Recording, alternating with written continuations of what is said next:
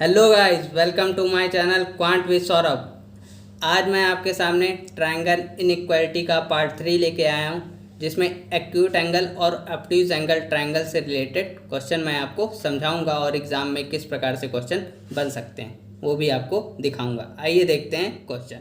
ये देखिए, आपका आज का पहला क्वेश्चन है जो आपके स्क्रीन में शो कर रहा होगा। How many integral values X will take such that 10, 24 x form the acute angle triangle. Hindi में पढ़ देता हूँ। कितने अभिन्न मान x के संभव होंगे जो 10, 24 और x से न्यून कोण त्रिभुज बनाते हैं। ठीक है, ये क्वेश्चन है। अब इसको 3 स्टेप में करेंगे। आइए देखते हैं वो 3 स्टेप कौन से। Step 1, step 2, then step 3। Step 1 में आपको रेंज फाइंड करनी पड़ेगी ट्रायंगल की। रेंज ट्रायंगल किस प्रकार से निकालते हैं मैंने पहले वीडियो में आपको दिखाया हुआ है, लेकिन फिर भी आप देख लीजिए। दो भुजाओं का जो अंतर होता है वो तीसरी भुजा से हमेशा छोटा होता है, लेकिन दो भुजाओं का जो सम होता है वो तीसरी भुजा से हमेशा बड़ा होता है। इस प्रकार से आप रेंज निकालते हैं ट्रायंगल के। ठीक है, ये निकाल लिया। और स्टेप 1 ये है। स्टेप 2 में क्या करना है, आपको राइट एंगल ट्रायंगल मान लेना है। जो भी आपको साइड दी है उससे आपको मान लेना है राइट एंगल ट्रायंगल। ठीक है, और जो साइड आपको नहीं पता है उसको आप मान लीजिए सबसे बड़ी साइड है। सबसे बड़ी साइड है यानी कि हाइपोटेनियस हो जाएगी, और एक भुजा 10 हो जाएगी और एक भुजा 24 हो जाएगी। ठीक है, यहाँ पे 10 और 24 गिवन है। अगर मान लीजिए ये ए होता और ये बी होता, लेकिन ये किस प्रकार का ट्रायंगल है, तो अब राइट एंगल ट्रायंगल की आप प्रॉपर्टी लगा देंगे। ठीक है, यहाँ तक तो आपको सब कुछ क्लियर होगा। लेकिन ये राइट एंगल ट्रायंगल तो है नहीं। ये कैसा ट्रायंगल है? ये एक एक्यूट एंगल ट्रायंगल है। एक्यूट एंगल ट्रायंगल है यानी कि ये एंगल आपका 90 से कम होगा। अब देखिए ये इधर आ गया। अब आपको क्या करना है, हाइपोटेनियस ये जो हाइट है इसको बेंड करना है। जैसे जैसे आप बेंड करेंगे, हाइट अगर इंक्रीज करेगी, हाइट इंक्रीज करेगी तो आपकी हाइपोटेन्यूज डिक्रीज करेगी। यानी इसका अपोजिट भी है। अगर आपको ये एक्यूट एंगल ट्रायंगल बनाना है तो आपको हाइपोटेन्यूज डिक्रीज करना पड़ेगा। जैसे ये कोई ट्रायंगल था, ठीक है, राइट एंगल ट्रायंगल। अब इसको आपको एक्यूट एंगल ट्रायंगल बनाना है। एक्यूट एंगल ट्रायंगल जब बनाना है तो आपको हाइट इसकी, आपको हाइपोटेन्यूज इसका डिक्रीज करना पड़ेगा। देखिए, हाइपोटेन्यूज अगर आप डिक्रीज करेंगे तभी ये एक्यूट एंगल ट्रायंगल बनेगा। और जैसे ही आप हाइपोटेन्यूज डिक्रीज करेंगे इसका, ठीक है, वैसे ही आपकी ये हाइट होगी इंक्रीज कर जाएगी। हाइपोटेन्यूज डिक्रीज होगा, हाइट इंक्रीज होगी। एक्यूट एंगल ट्रायंगल में आपको याद रखना है, अगर हाइपोटेन्यूज डिक्रीज करेंगे तो आपकी हाइट इंक्रीज होगी। ठीक है, ये काम आपको करना पड़ेगा। ठीक है, दूसरा स्टेप आपको ये करना पड़ेगा। अब देखिए, ये राइट एंगल अगर ट्रायंगल है थोड़ी देर के लिए, ठीक, तो आप पहले प्रॉपर्टी लगाएंगे एक्स स्क्वायर बराबर ए स्क्वायर प्लस बी स्क्वायर। ठीक है, अब ये जो वैल्यू निकलेगी, ये वैल्यू आपकी एक्स स्क्वायर से हमेशा ए स्क्वायर प्लस बी स्क्वायर से ज़्यादा आएगी। ठीक है, क्योंकि ये कैसा ट्रायंगल है, एक्यूट एंगल ट्रायंगल है। एक्यूट एंगल ट्रायंगल में दो साइडों के सम का स्क्वायर तीसरी साइड के स्क्वायर से बड़ा होता है। यानी जो x की आपकी वैल्यू आएगी वो ए स्क्वायर प्लस बी स्क्वायर से के सम से ज़्यादा नहीं होनी चाहिए। ठीक है, दूसरी प्रॉपर्टी यहाँ तक होगी। तीसरा स्टेप देख लेते हैं। अब आप स्टेप नंबर, उसी प्रकार से राइट एंगल ट्रायंगल बना लीजिए। अब देखिए, अब जो तीसरी भुजा आपने सबसे बड़ी भुजा मानी थी, अगर वो बड़ी भुजा ना होकर के छोटी भुजा होती, छोटी भुजा होती है यानी कि x होती। मान लीजिए ये a है, ये b है, तो x square sorry a square बराबर होता है x square minus B square के, x square plus b square के। यानी एक्स स्क्वायर की जो वैल्यू आती वो आपकी ए स्क्वायर माइनस बी स्क्वायर आती। अब देखिए कैसा ट्राइंगल है, एक्यूट एंगल ट्राइंगल है, तो ये इस प्रकार से हो जाएगा। ठीक है, एक्यूट एंगल ट्राइंगल में दो भुजाओं के वर्गों का योग तीसरी भुजा से बड़ा आता है, लेकिन जो अंतर आता है वो हमेशा छोटा आता है, यानी X square minus B square से। ये दो प्रॉपर्टी, ये तीन प्रॉपर्टी से आपका सवाल बनेगा। ठीक है, आप एक बार समझ लीजिए कायदे से, अगर आपको समझ में आ गया फिर आपको कोई दिक्कत नहीं होगी इस प्रकार के सवाल बनाने। ठीक है, ये तीन स्टेप आपको फॉलो करने पड़ेंगे। अब देखिए क्वेश्चन किस प्रकार से करना है। पहले मैं आपको ऐसे ही बताऊंगा जनरल तरीके से, फिर मैं आपको बताऊंगा किस प्रकार से आपको एग्जाम में जल्दी से करना है। सबसे पहला काम है आपको रेंज फाइंड करनी है। देखिए जैसे कोई ट्राइंगल है, ये तीसरी साइड एक्स मान लीजिए, एक 10 है और 24 है। रेंज किस प्रकार से फाइंड करते थे, दो साइडों का जो अंतर होता है, ठीक है, वो तीसरी साइड से हमेशा छोटा होता है, लेकिन जो सम होता है वो तीसरी साइड से हमेशा बड़ा होता है। यानी इसका अंतर जो आएगा वो कितना आ गया, 14 ही आ गया, और ये x आ गया, ये हो गया 34। यानी x के जो पॉसिबल वैल्यूज हैं, x पॉसिबल वैल्यू वो आपकी क्या क्या होंगी, 15, 16, 17 डॉट डॉट 33 तक। यानी x इसके बीच में ही वैल्यू देगा आपका। ठीक है, यहाँ तक आपको समझ में आ जाना चाहिए। ठीक है, यानी आपने रेंज किस प्रकार से फाइंड करी, दो भुजाओं का अंतर जो होता है तीसरी भुजा से हमेशा छोटा होता है, लेकिन जो सम होता है वो तीसरी भुजा से बड़ा होता है।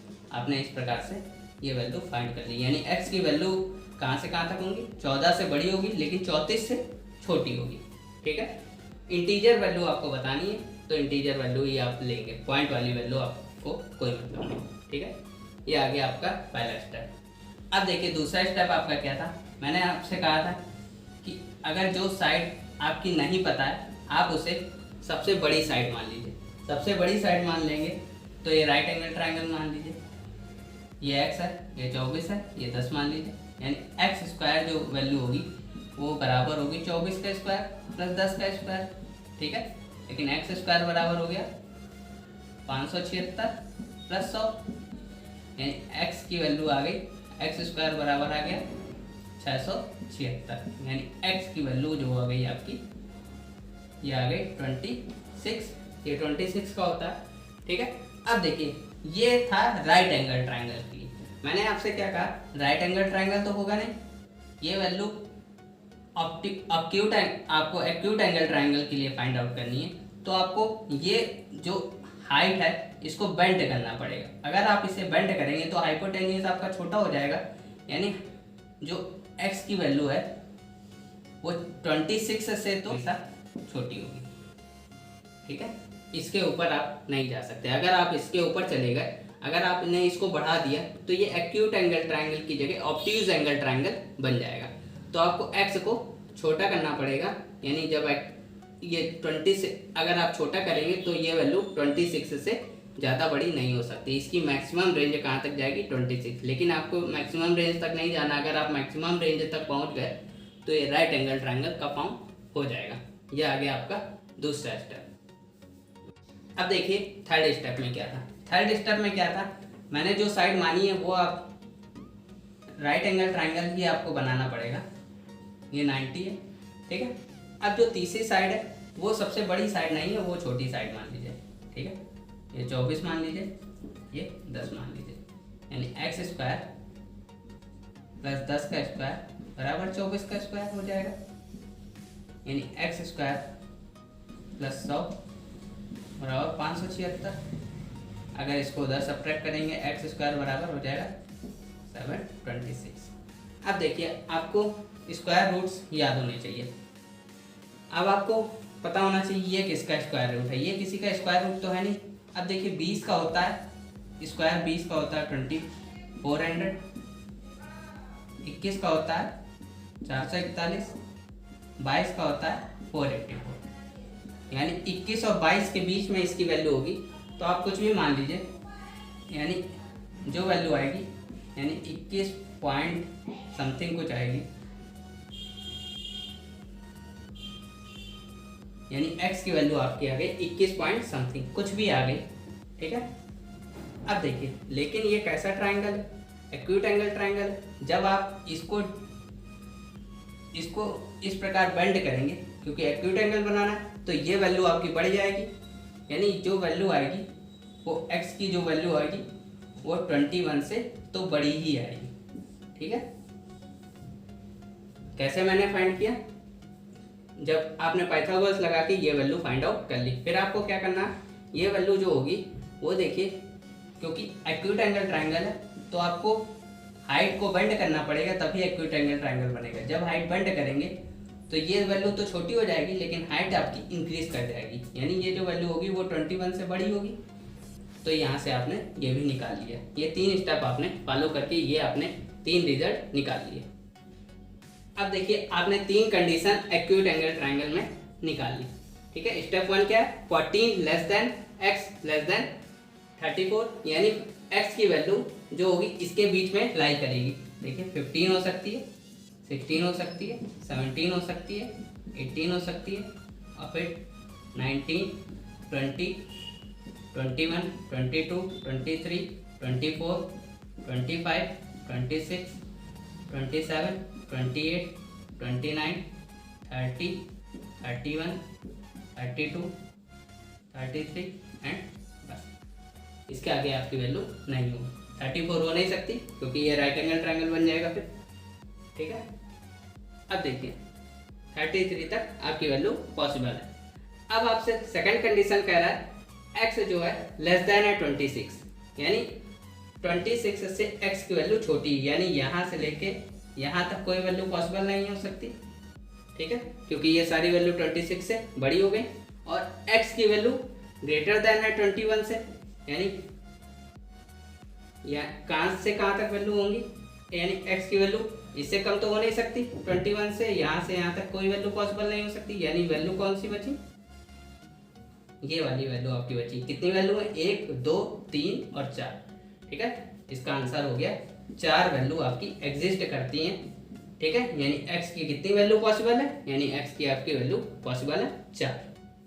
ठीक, अब देखिए ये ऑब्ट्यूज एंगल ट्राइंगल का क्वेश्चन है। How many integral values of x such that 8, 15 x form obtuse angle triangle. अब कोई एक अधिक कोण त्रिभुज है जिसकी भुजाएं 8, 15 और x हैं, तो x के कितने पूर्णांक मान संभव है? ये आपका क्वेश्चन है। देखिए, एक्यूट एंगल ट्राइंगल के लिए 3 स्टेप फॉलो करते हैं, उसी प्रकार से आपको ऑब्ट्यूज एंगल ट्राइंगल के लिए भी 3 स्टेप फॉलो करने पड़ेंगे। बाद में मैं आपको बता दूंगा करते कैसे, लेकिन आपको पहले समझ लेना है किस प्रकार से होता है। ठीक है, देखिए स्टेप नंबर 1, दो भुजाओं का जो अंतर होता है वो तीसरी भुजा से हमेशा छोटा होता है, और योग जो होता है वो हमेशा तीसरी भुजा से बड़ा होता है। ठीक है, पहला स्टेप इस प्रकार से आप रेंज निकालेंगे। ये स्टेप निकालना बहुत जरूरी होता है, क्योंकि वैल्यू आपको देखनी पड़ेगी किसके किसके बीच में लाई कर रही है। कभी कभार आपकी वैल्यू इन्हीं के बीच में, इसके आगे पीछे नहीं हो सकती। ठीक है, इसलिए इस स्टेप को जरूर से करिए। दूसरा स्टेप देखिए, दूसरे स्टेप में हम क्या करते थे? राइट एंगल ट्राइंगल फॉर्म करते थे। ठीक है, अगर ये राइट एंगल ट्राइंगल, अब जो साइड आपकी गिवन नहीं है उसको आप मान लीजिए सबसे बड़ी साइड है, ये x मान लीजिए। ठीक है, बाकी कोई मान लीजिए, a मान लीजिए और b मान लीजिए। अब देखिए ये राइट एंगल ट्राइंगल है, राइट एंगल ट्राइंगल होगा तो x स्क्वायर बराबर a square plus b square होगा। ठीक है, लेकिन अब देखिए आपको ऑब्ट्यूज एंगल ट्राइंगल, तो आपको हाइट डिक्रीज करनी पड़ेगी। अगर आप इधर की ओर मूव करेंगे, इसको परपेंडिकुलर को इधर की ओर मूव करेंगे तो हाइट आपकी डिक्रीज होती जाएगी, और x की वैल्यू आपकी हाइपोटेनियस आपका इंक्रीज होता जाएगा। यानी x की जो वैल्यू आएगी, x स्क्वायर की जो वैल्यू आएगी वो a square plus b square से, ये आपकी रेंज यहाँ पर बनेगी। ठीक है, ये आ गया आपका स्टेप नंबर 3। आप इसी में समझ लीजिए स्टेप नंबर 3। फिर अब देखिए जो आपकी भुजा नहीं पता वो आप मान लीजिए छोटी भुजा, यानी x मान लीजिए, b मान लीजिए, ये a मान लीजिए, तो हो जाएगा ए स्क्वायर बराबर ए स्क्वायर माइनस बी स्क्वायर बराबर जो हो जाएगा एक्स स्क्वायर के। ठीक है, क्योंकि पाइथागोरस में भी लगा दी। अब जो आएगी वैल्यू, अब ये किस ट्रायंगल के लिए, ये राइट एंगल ट्रायंगल के लिए, लेकिन आपको राइट एंगल ट्रायंगल तो बताना नहीं है, तो x आपका डिक्रीज करेगा तो a आपका इंक्रीज करता जाएगा। ठीक है, जब a इंक्रीज करेगा तो आपको क्या करना है, ये देखिए, ये जो वैल्यू आएगी ए स्क्वायर माइनस बी स्क्वायर की वैल्यू एक्स स्क्वायर से बड़ी आ जाएगी। ठीक है, ये आपका एक रिजल्ट आ गया। ठीक है, ये 3 स्टेप आपको फॉलो करने हैं। पहले आपको रेंज निकालनी पड़ेगी जैसे आप निकालते हैं। दूसरे क्वेश्चन में आपको किस प्रकार से करना, दूसरा आपको क्या करना पड़ेगा, एक्स स्क्वायर की वैल्यू आपकी ग्रेटर देन होगी ए स्क्वायर प्लस बी स्क्वायर से, ए स्क्वायर प्लस बी स्क्वायर से। क्यों? क्योंकि ऑब्ट्यूज एंगल ट्रायंगल है। ठीक है, अब देखिए सबसे पहला स्टेप था रेंज फाइंड आउट करने का। रेंज किस प्रकार से फाइंड आउट करते थे, इस प्रकार से आप रेंज फाइंड आउट कर लीजिए। अब यहाँ वैल्यू डाल दीजिए,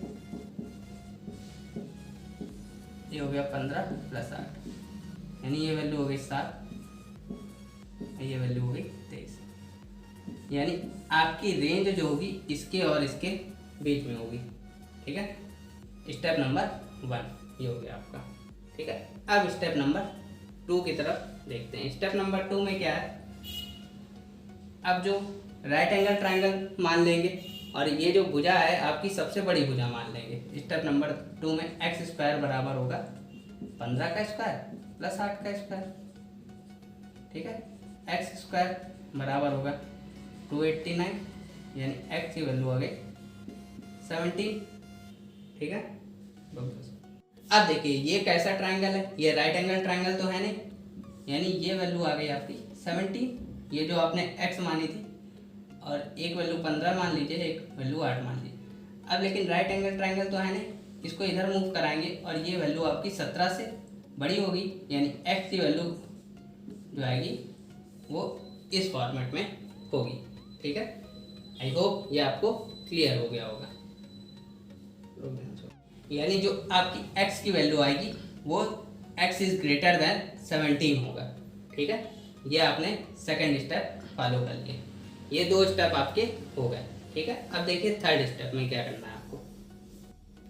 अब थर्ड स्टेप में क्या करते थे, अब ये जो x है ये आप सबसे बड़ी भुजा ना मान के कोई एक छोटी भुजा मान लीजिए, यानी आप 15 का स्क्वायर जो हो गया, मान लीजिए सबसे बड़ा 15 का स्क्वायर जो हो गया वो 8 का स्क्वायर प्लस x के स्क्वायर के बराबर हो गया।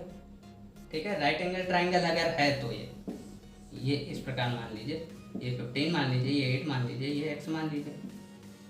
ठीक है, ये x मान लीजिए, ये 8 मान लीजिए। ठीक, अब देखिए ये हो जाएगा 15 का स्क्वायर 225, ये इधर आ जाएगा सब्ट्रैक्ट हो जाएगा, यानी हो जाएगा 161, यानी एक्स स्क्वायर, यानी x की वैल्यू आ गई 12 पॉइंट समथिंग, क्योंकि 13 से तो छोटा ही आएगा। ये राइट एंगल ट्रायंगल की प्रॉपर्टी पे आया है x की वैल्यू, लेकिन अब क्या करना पड़ेगा, इसको आपको इधर की ओर मूव कराना पड़ेगा, तभी ये ऑब्ट्यूज एंगल ट्रायंगल बनेगा। तो x की जो वैल्यू होगी वो लेस देन 12 होगी, क्योंकि ये आप अगर इधर की ओर नीचे करेंगे तो ये वैल्यू कम होती चली जाएगी और हाइपोटेनियस आपका इंक्रीज होता जाएगा। ठीक है, अगर हाइपोटेनियस इंक्रीज होगा तो आपकी हाइट डिक्रीज होती है। ठीक है, तो x की वैल्यू जो होगी लेस देन 12 होगी। अब देखिए तीनों स्टेप मैंने कंबाइन करके लिख दिए। स्टेप 1 में क्या है, 7 less than x less than 23, x greater than 17, x less than 12, ये 3 आपके स्टेप बन गए। अब देखिए कितनी वैल्यू आपकी फाइंड आउट, कितनी वैल्यू आपकी पॉसिबल है। अब देखिए आपकी कितनी वैल्यू पॉसिबल है x की। अब देखिए 7 के ऊपर होनी चाहिए, यानी 8, 9, 10, 11। ठीक है, ये वैल्यू तो आपकी पॉसिबल है, क्योंकि अब यहाँ तक तो आपने निकाल लिया, यहाँ से लेके इस रेंज को आपने फॉलो कर लिया। ठीक है, और कौन सी वैल्यू पॉसिबल है, अब 17 से बड़ी होंगी, यानी 18, 19, 20, 21 और 22। ठीक है, पहले आपने किनका किनका कंपेयर किया, इसका और इससे, यानी x की वैल्यू हो जाएगी 7 से 12 के बीच में, तो 8, 9, 12, 11। ठीक है, फिर आपने इसका और इसका कंपेयर कर दिया, यानी 17 से जो बड़ी होगी और 23 से छोटी होगी, यानी कौन सी वैल्यू होगी, 18, 19, 20, 21, 22, यानी x की कितनी वैल्यू पॉसिबल हो गई आपकी, 1, 2, 3, 4, 5, 6, 7, 8, 9, यानी x के जो वैल्यू पॉसिबल होंगी वो हो गई आपकी 9। यही आपका इस क्वेश्चन का आंसर। तो आपने देख लिया इसका भी यूज़ होता है, तो आपको यूज़ करना आना चाहिए। ठीक है, आई होप गाइज आपको वीडियो अच्छी लगी होगी। इसी प्रकार के और वीडियो देखने के लिए और कॉन्सेप्ट देखने के लिए चैनल को सब्सक्राइब कीजिए, वीडियो को लाइक कीजिए, ज़्यादा से ज़्यादा शेयर कीजिए। Thank you, bye bye, happy learning.